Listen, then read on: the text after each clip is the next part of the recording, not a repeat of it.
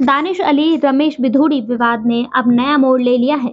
BJP सांसद निशिकांत दुबे ने कहा है कि बसपा सांसद दानिश अली ने बीजेपी एमपी रमेश बिधूड़ी को भड़काया था। निशिकांत दुबे ने दावा किया है कि दानिश अली ने नीच को नीच नहीं कहेंगे तो क्या कहेंगे जैसे शब्दों का इस्तेमाल किया था। भाजपा सांसद निशिकांत दुबे ने लोकसभा अध्यक्ष ओम बिरला को पत्र लिखा है। इसमें उन्होंने उक्त चर्चा के दौरान विभिन्न सदस्यों द्वारा दिए गए बयानों की जांच करने के लिए भी एक जांच समिति बनाने की मांग की है।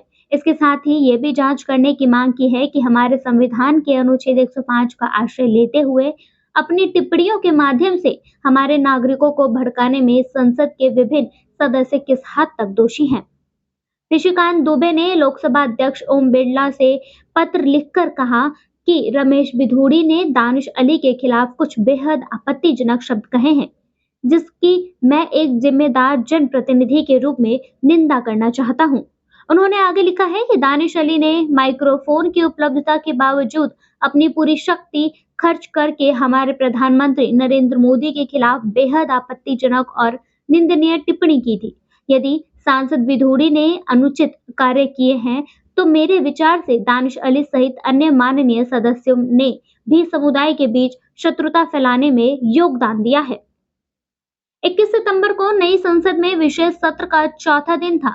लोकसभा में चर्चा का विषय चंद्रयान-3 मिशन की सफलता था। वक्त था रात के 10:52। स्पीकर के आसन पर उस वक्त केरल के कांग्रेस सांसद के सुरेश बैठे थे। तभी 57 साल के दक्षिण दिल्ली के सांसद रमेश बिधूड़ी चंद्रयान की सफलता पर बोलना शुरू करते हैं।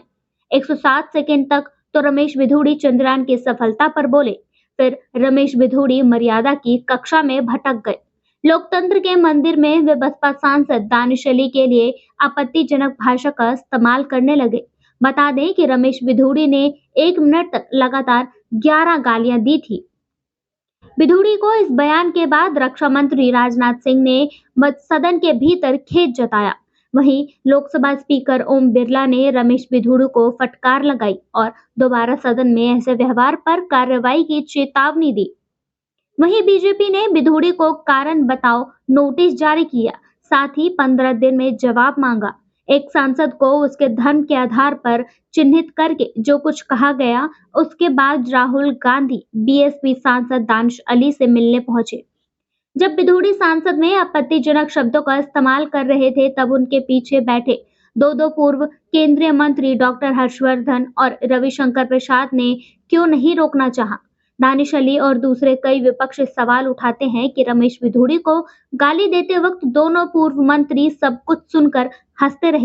हालांकि डॉक्टर हर्षवर्धन ने सफाई दी कि क्या मैं कभी भी ऐसी अपमानजनक भाषा के इस्तेमाल में भागीदारी बन सकता हूं, जो किसी एक समुदाय की संवेदनाओं को ठेस पहुंचाती हो। साथ ही कहा कि वे शोर शराबे में वो कुछ सुन नहीं पा रहे थे। रविशंकर प्रसाद ने भी लिखा कि मैं ऐसी किसी भी टिप्पणी का समर्थन नहीं करता हूं जो अमर्यादित।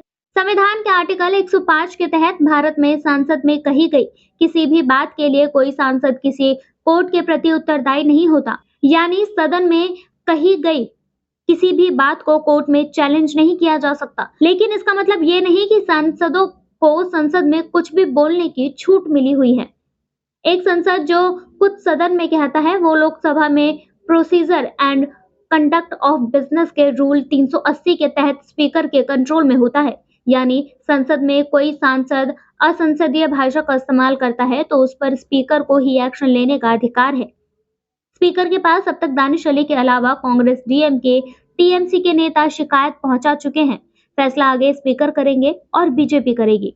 Bureau report, MG media news.